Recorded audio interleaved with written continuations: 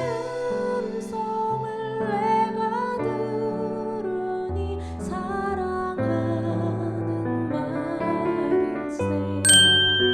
게바가 안디옥에 이르렀을 때에 책망받을 일이 있기로 내가 그를 대면하여 책망하였노라. 야고보에게서 온 어떤 이들이 이르기 전에 게바가 이방인과 함께 먹다가 그들이 오매 그가 할례자들을 두려워하여 떠나 물러가매 남은 유대인들도 그와 같이 외식하므로 바나바도 그들의 외식에 유혹되었느니라.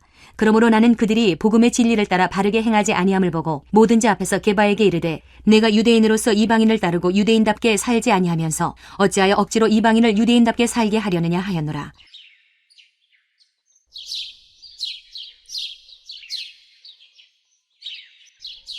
안녕하세요. 키트 나누는 목사 안상현입니다. 오늘도 주님의 은혜 안에서 좋은 하루입니다. 오늘은 갈라디아서 2장 11절에서 14절을 통해서 Noblesse Oblige 라는 제목으로 은혜를 나누겠습니다. 오늘 본문에서는 바울 선생님이 베드로 선생님을 공개적으로 책망하는 장면이 나옵니다. 사도 베드로 선생님은 모두가 아는 바와 같이 예수님의 수제자로서 교회에 큰 영향력이 있는 지도자였습니다. 일찍이 베드로 선생님은 고넬료 사건을 통해서 하나님께서 이방인에게도 유대인과 마찬가지로 복음과 세례와 성령님을 주신다는 것을 깨달았었습니다. 그래서 이방인 교회의 대표이자 사도발 선생님을 파송했던 안디옥 교회에 왔을 때에도 스스럼 없이 이방인 그리스도인들과 식사 교제를 하고 있었습니다. 그런데 이곳에 당시 예루살렘 교회의 지도자였던 예수님의 육신적 동생인 야고보 선생님이 보낸 유대인 그리스도인들이 들이닥치게 되었고 그들을 두려워했던 베드로 선생님이 그만 그 자리에서 도망을 치자 함께 있던 바나바 선생님조차도 함께 유혹되고 말았던 것입니다. 이에 바울 선생님이 베드로 선생님을 공개적으로 책망했던 것이죠. 언뜻 생각해보면 공개적 책망은 너무한 것 아닌가 싶기도 합니다. 혹시 바울 선생님이 의도적으로 자신을 높이기 위해서 베드로 선생님을 깎아내리고 있는 건 아닌가 하는 생각이 들기도 합니다. 왜냐하면 바울 선생님은 현재 갈라디아 교회에서도 사도권을 의심받고 있는 처지였기 때문입니다. 과연 그럴까요? 아닙니다. 바울 선생님이 베드로 선생님을 공개 책망했던 이유는 베드로 선생님의 외식적 행위가 그만큼이나 큰 잘못이었기 때문이었습니다. 베드로 선생님은 유대인의 사도로서 유대인 그리스도인을 대표하는 자리에 있었습니다.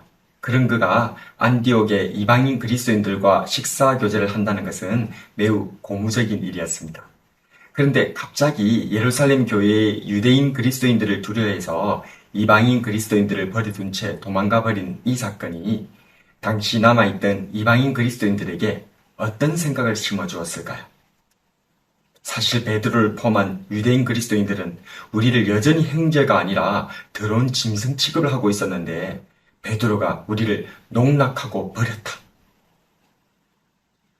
이는 이방인에게 복음을 전하여 교회를 세우고 있었던 사도발 선생님에게는 너무나도 충격적인 사건이었던 것입니다. 주님의 몸된 교회가 유대인과 이방인으로 갈라치기 당하고 서로를 의심하고 증오하다가 무너져 버릴 수도 있는 심각한 범죄였던 것입니다.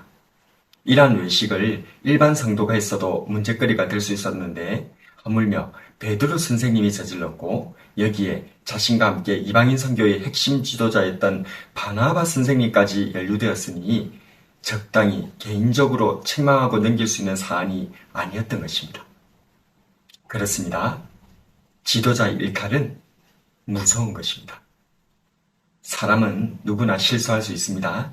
그렇다고 해서 지도자의 실수나 죄악도 그런 범주 안에서 이해할 수 있는 것은 아닙니다. 그의 행위가 공적인 영향력이 있는 만큼 그 잘못도 공적으로 다뤄진다는 것을 명심해야 할 것입니다. 특히 주님의 몸된 교회를 향한 악한 영향력은 결코 좌시할 수 없습니다. 사랑과 안타까움으로 품어주되 잘못은 분명히 책망해서 돌이키도록 해야 할 것입니다. 저는 교회의 목사로서 외식하지 않기를 주의하고 있습니다만 종종 의도치 않게 실수의 아이콘 베드로 선생님처럼 죄와 실수를 저지르곤 합니다. 가장 대표적인 것이 말실수입니다. 말이란 것이 아 다르고 어 다르듯이 상황에 맞지 않는 말들, 친근해서 실수하는 말들, 자신의 위치를 자각하지 못한 채 뱉어냈던 말. 돌아보면 얼굴이 화끈거리는 말과 행동으로 주님의 몸된 교회에 악영향을 주었던 것은 아닌지 회개하게 됩니다. 교회는 그나마 보는 눈들이라도 두려워하기도 하니 가정에 비하면 많이 나은 편입니다. 가정에선 가장이라는 위치로 그 누구의 눈치도 보지 않고 스스럼 없이 죄도 실수도 저질러 버립니다. 아이들이 어렸을 때는 몰라서 넘어갈 수 있었는데 자라면서 엄마 아빠의 잘못을 지적할 때면 권위의식으로 무시하고 눌러버리려 했던 일들이 너무나도 많았습니다. 주님께서 세우신 교회와 가정에서 목사로서 가장으로서 부디 선한 영향력만 미치는 사람이 되고 싶습니다.